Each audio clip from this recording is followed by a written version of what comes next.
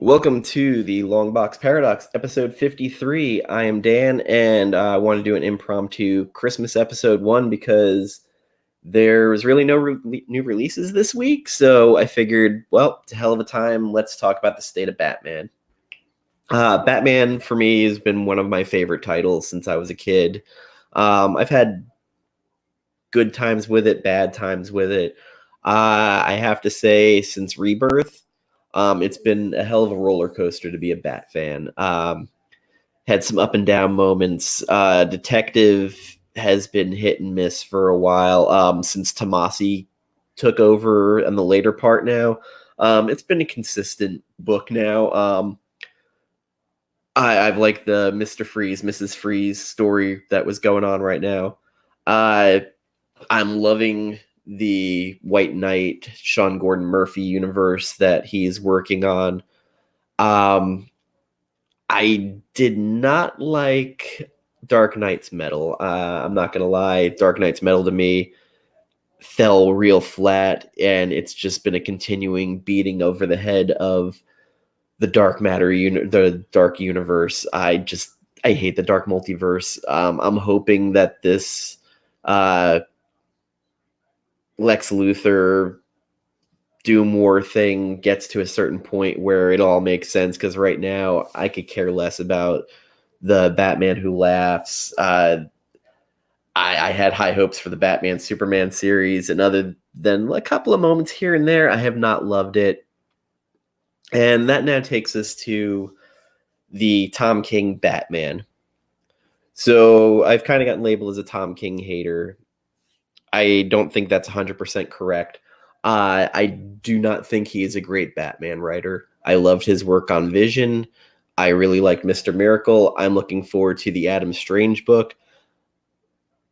I'm not sure what the point was that he was getting to with Batman. It just never clicked with me. I Am Gotham had some good set pieces, but overall, it just never resonated with me. I Am Suicide, the next follow-up, I thought was not bad. I started getting false hope about, this might be where, it hooks me as a reader. It didn't, unfortunately. Then the I Am Bane storyline, again, so quick after I Am Suicide, where I Am Bane. And it's more getting into Batman's psyche, where I know my friends and I, who also are lapsed Batman readers, joke that this has been Tom King's therapy session, this and the Heroes in Crisis. And my false hope really set in when The Button happened. The Button was one of the better issues in it. We had Josh Williamson writing this while The Flash, two issues, I think, was being written by King. But they flowed so well. And then I realized what I really liked about it. The heart and emotion that Josh Williamson brought into the Thomas Wayne parts that later on basically got destroyed for all of us. The whole Thomas Wayne coming back thing and orchestrating basically all of this and teaming up with Bane, it's kind of crap. And then we get into the storyline leading up to the wedding. The wedding to me was basically the height of ego and kind of a fuck you to the fans. It's just my opinion on that, but it really felt that way to me. I had a friend who had a friend working at the DC offices, so I was tipped off before the wedding that it wasn't actually going to happen. And it was 100% true, every word I heard, because everything they said was going to happen happened. So I didn't have to wait for a newspaper.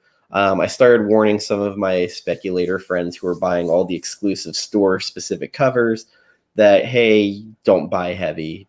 This is going to blow up in your face. And it was interesting seeing the backtracking of it. And this Tom King story, unfortunately, had effects on other titles. The alienating Damien from the family, Dick Grayson getting shot in the head by KG Beast, and getting Rick Grayson just completely destroying Nightwing's title. Well, Red Hood already was kind of not doing well. But there's little things here and there that just kept spreading out and kind of ruining other titles. Like Nightwing was a book I enjoyed, and as soon as it became Rick Grayson, Batgirl's a whole other story. I thought it started out fairly strong, and now it just, especially now that we don't have Josh Middleton doing the covers, there's no Art Germ on the covers. I expect sales to further just keep declining and declining unless they put another superstar artist on there, which to me would be Derek Chu would be the no-brainer. Unfortunately, that's where that title is at right now. And Catwoman, if Joelle Jones is doing the art, I'm in. When it's not her doing the art, her writing isn't 100% where I feel it needs to be on the title. It kind of got a little bit repetitive. But when she's doing the art, I'm 100% in. I don't know where that title is going to be now with the Tom King Catwoman Batman title coming out, which is going to bring the Phantasm in, and God only knows what the hell that story is going to be. I don't think I could read it in good conscience or buy it. I'm sure everybody will text me and tell me what's going on, but that is just one of those things. And of course, as I said before, with Batman's title, all of this will lead up to just make Thomas' discussion with Bruce at the end of the button, which was so heartfelt and just crushing when it happened, emotionally tugging at you, just render it fucking useless. So we find out with the City of Bane that Thomas has basically been pulling all the strings this whole time. He was behind pretty much destroying the wedding, basically, along with Bane. We did all this, although in between all this, we did have The Price written by Josh Williamson. He wrote The Flash and the Batman issues, which I really, really enjoyed. It was more about The Flash than it was Batman, but all in all, still a good story. Also, one that I think is kind of underrated. It took me a little bit to come to grips because I was so mad about it. But the Mr. Freeze trial that they had, I forget what it was called. It was after the wedding. Cold something. Crap. Cold Days. And I thought that one was actually fairly decent for a short, contained story. The Thomas Wayne dragging around Batman into the desert with Martha Wayne's body, which never really got talked about. They never really came back to it to explain what exactly the point of it was. Again, further BS with this. I just, it annoyed me. It just did. And then we get down to in City of Bane, where I feel like his bad dialogue peaked, besides the Batcat bullshit and him with the Tom Selleck mustache. Gotham Girl. Gotham Girl was written so insanely poorly that it was frustrating to deal with. Myself and a couple of other YouTubers, Instagrammers talk about it on a common basis. Comic Queen, in particular, her and I had some discussions via Messenger about who he thinks talks like this. It's kind of like in Heroes in Crisis. There's one of the issues where the word "like" is used so much that it's incredibly bad. And also in City of Bane, I touched on my reviews. It's a story about Bane that Bane is barely in. He's not there. And the one thing I will say stuck, Alfred's death. I honestly thought Alfred would be coming back. It just seemed like it was going to be one of those, because Batman was losing his mind, that it never really happened. But apparently they decided to stick with it. There was a little bit of a heartfelt issue here, there. We get down to 85. And honestly, the conclusion just fell with it was a thud. Just didn't move the needle for me. It didn't make me rethink the whole series. It was just like, what was the point? Why 80, well, less than 85 issues, but maybe about 79, 80 of them. For what? For who? For this? The best part about 85 was the epilogue, and it got me excited because James Tynion, and I think it was Tony Daniel Guillaume March, 3 pages, 4 pages at the end for the epilogue. It was the best part of that last issue. It really was. And also had the Big Chin Joker, which kind of I was a little bit excited about because I haven't seen that Big Chin Joker in quite a while. I'm going to give the benefit of the doubt. I don't know if Batman's going to be a little bit more horror related now with Tynion writing or where we're going to go with it, but I'm excited to at least see a new direction. The one thing I wish had changed is I kind of wanted to not have one of Scott Snyder's students writing the book now. I wanted a new voice, and I kind of, to a degree, think some of them are writing in Scott's voice, even though intentionally or unintentionally. So that was something that I had some misgivings about. We also, currently out right now that I have enjoyed a lot, and I'd be remiss not mentioning it, is the Warren Ellis, Brian Hitch, The Batman's Grave. Batman doing detective work, which I absolutely adore and love, because I don't feel like Batman in his titles does enough detective work. He just doesn't. Even in the White Knight universe, that Batman's more brawn than brains to a degree. I still love that book and what he's doing. I just sometimes I'm just like, oh God, he's kind of like the Juggernaut, just runs in all balls and no brains. So looking forward to what happens now. Again, Peter Tomasi and what he's got going on in Detective, I feel it's in good hands. When it's him and Mankey, there's nobody else I want on that. And looking to the future here, maybe this Batman Catwoman series. I do love the fact that the Phantasm is in it, but at the same time, I don't understand why the Phantasm's in it.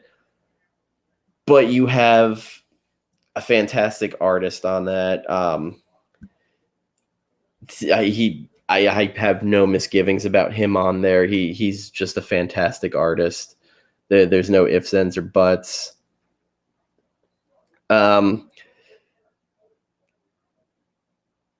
It is a thing of worry though, because it's 12 issues or eight or 12 issues. I can't really remember now.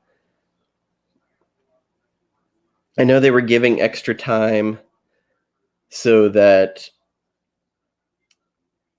Clayman can actually kind of keep up the schedule.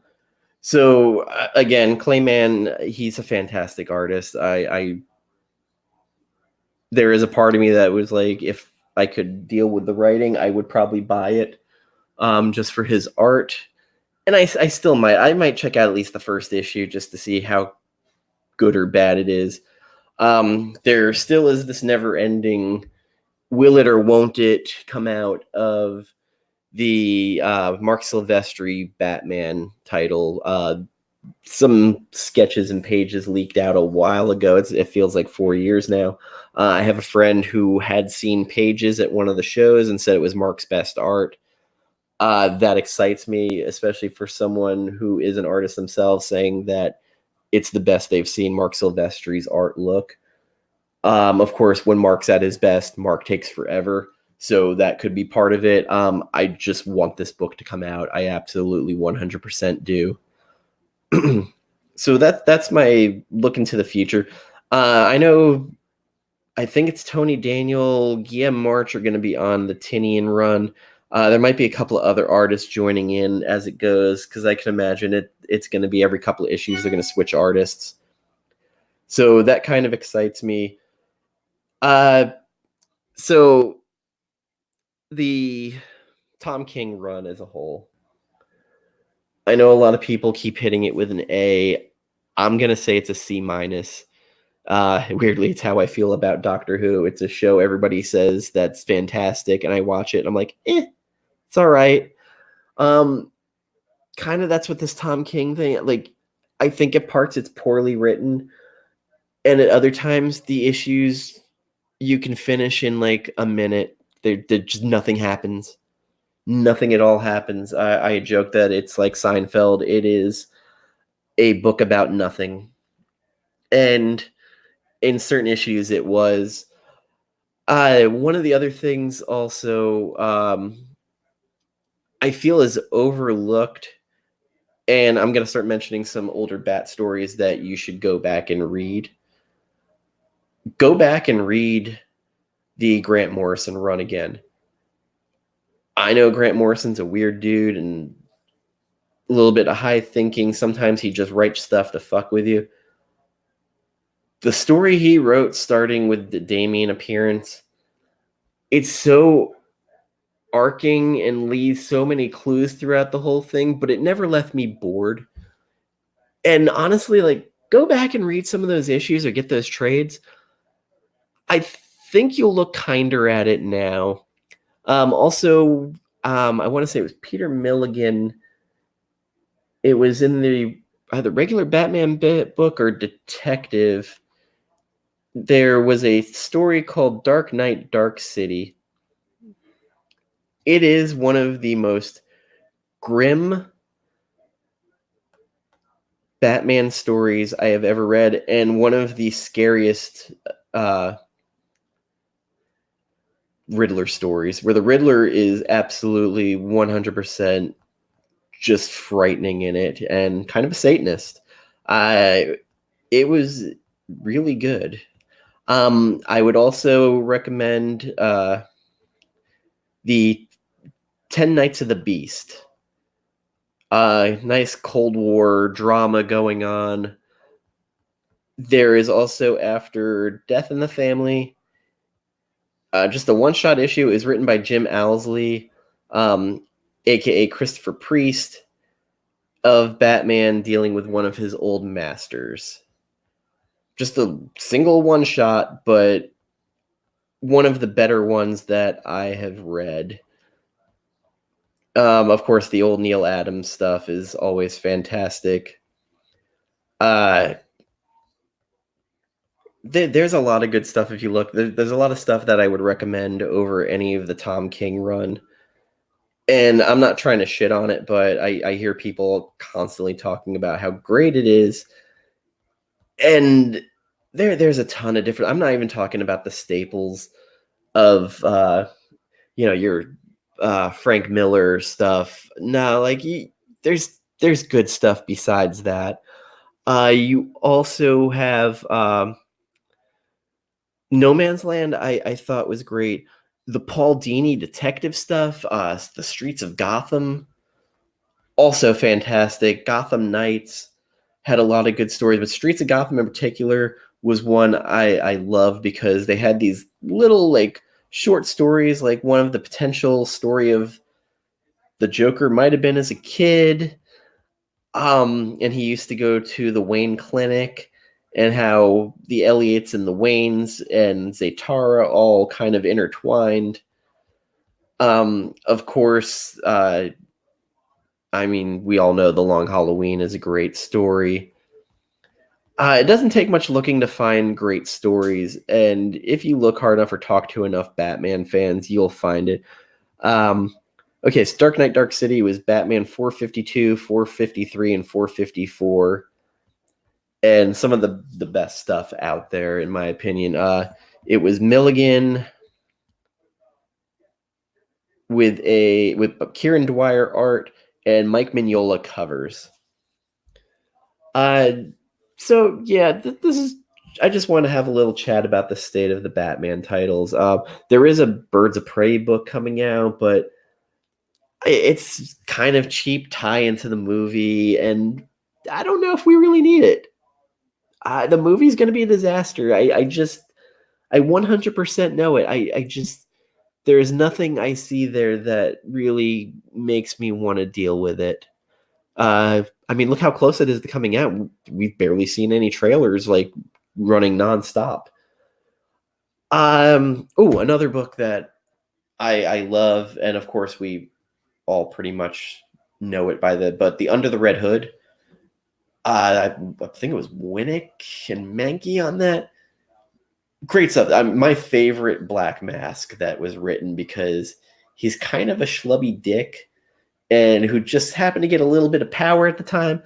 But fantastic story, long-term ramifications, a staple in the Batman stories. Like I said, if you look hard enough, you'll find stuff that's kind of better than what Tom King was writing.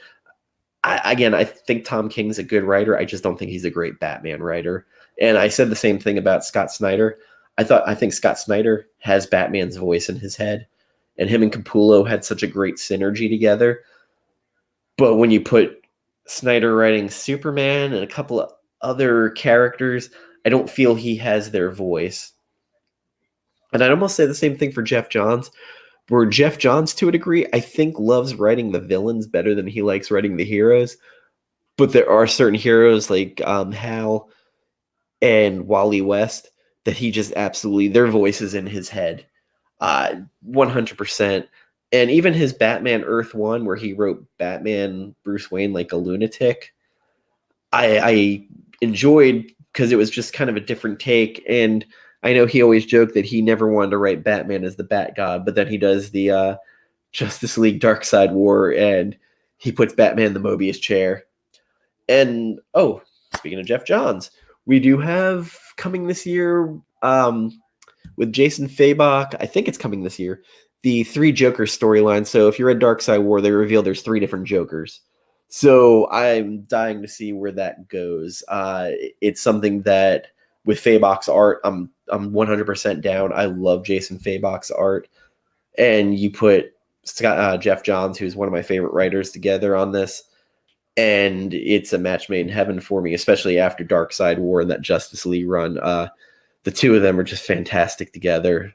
Yeah, some of it was delayed because of Fabok having some issues with his art, but I'm 100% down for this, and I've seen some of Fabok's little work in progresses he's posted, and again, my excitement is there for it, and I'm there for it. My dollars are there for it. Do I need a million covers of it? No, I don't. I can go on forever about the variant cover crisis and Crisis of Infinite Variants, but that's for another time. But I just want to thank you guys for spending your time with me on this Christmas day. Actually, there's nobody here live on the live stream with me. It's Christmas. I didn't expect anybody to, but this will live on the internet. I appreciate anybody who watches it after the fact, or if you disagree with me, agree with me. I'm here for a discussion. It can be civil. We all have our own thoughts on things. Don't let my opinion change the way you think about it or affect your enjoyment of it. That's not what I'm here for. I'm just here to just kind of talk about my feelings on it, I guess. But again, thank you for joining me. Have a Merry Christmas. Take care. Farewell. Avita. Say goodbye.